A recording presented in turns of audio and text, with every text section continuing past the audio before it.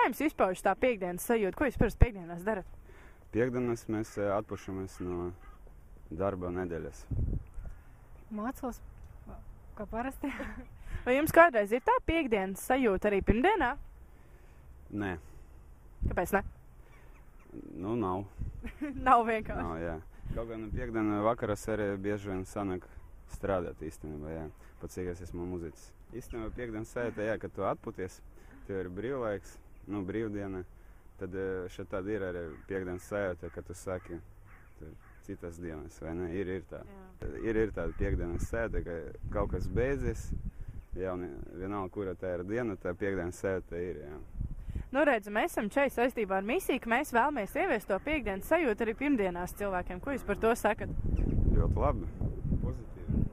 Nu, tas ir forši, nu, tad jums jādara visas manu darīšanas, bet es iešu atpusties.